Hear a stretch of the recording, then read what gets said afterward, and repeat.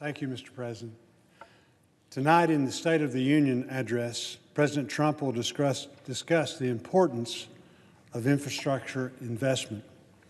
This is an important conversation for the administration to lead because our nation's infrastructure is in need of an overhaul. Having the support of the administration provides us tremendous opportunity to revamp the way we prioritize and fund our nation's infrastructure. As a member of the Senate Environment and Public Works Committee, I understand the importance of infrastructure investment.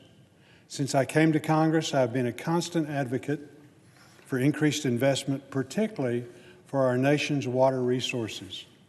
Last Congress, I supported a passage of the Water Infrastructure Improvement for the Nation Act, as well as the Comprehensive Highway Bill, the Fixing America's Surface Transportation Act. Passing these pieces of legislation was a major step forward, but only a step in the process. There is still more to be done, and I'm looking forward to the opportunity to make critical infrastructure investments this Congress. Like many Americans, I'm encouraged by the President's commitment to improving our nation's crumbling infrastructure.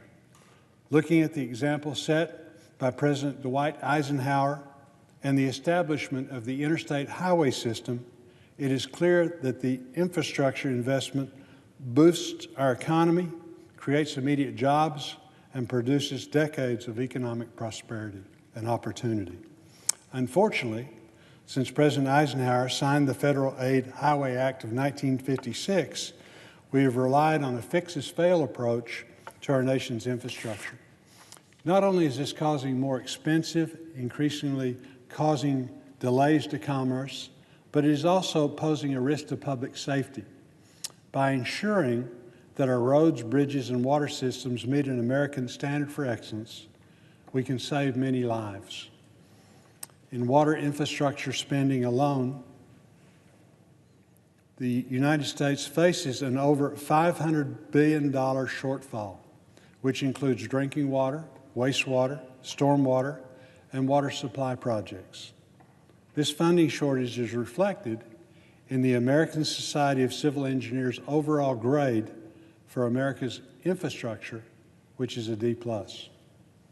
This is not a rural issue or a big city issue. It's not a red state problem or a blue state problem. This is a national emergency, and one where we can find bipartisan support. We can and must work together to provide all Americans safe and reliable drinking water and effective wastewater and stormwater treatment.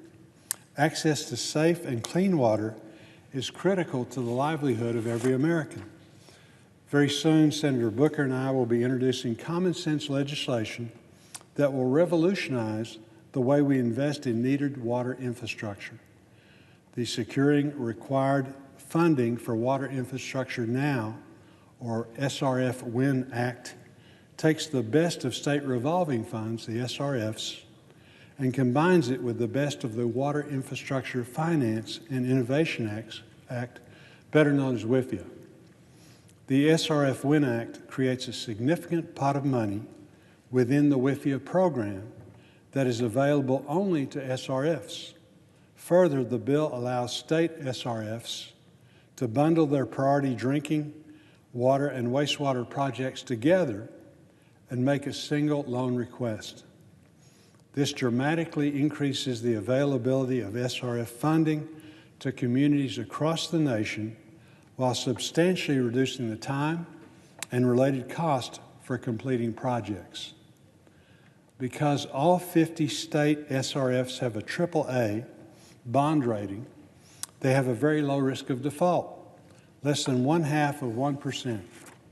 This, combined with the leveraging power of WIFIA, has given the SRF WIN Act the leveraging capacity of an incredible 100-to-1. This is according to the technical assistance provided by the EPA's Office of Water. Simply put, the SRF WIN Act is a critical component to future water infrastructure financing. With a $1 billion investment, the United States government will create over $50 billion in project money. This is not a handout. This is a loan from the federal government to the states that will be paid back over 35 years. The SRF Win Act gives communities the tools they need to help themselves.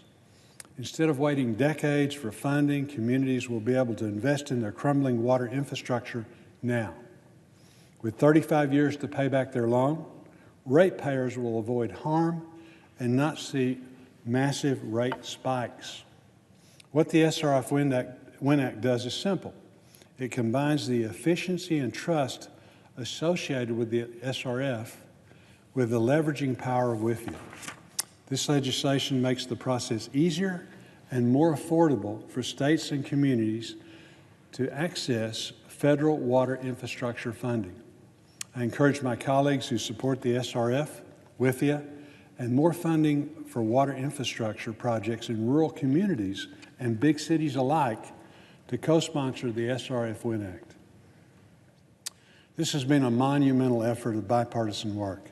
Senator Booker and I have been working for months to meet with everyone in the water industry to ensure our bill helps people all over our country in communities both big and small.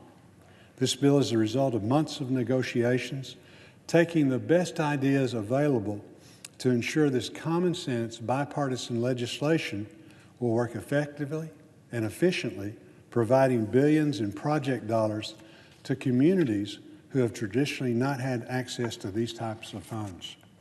I would like to specifically thank the EPA Office of Water, Council of Infrastructure Financing Authorities, American Water Works Association, Water Environment Federation, and the Association of Metropolitan Water Agencies for providing us technical assistance to ensure we preserve the WIFIA and SRF programs.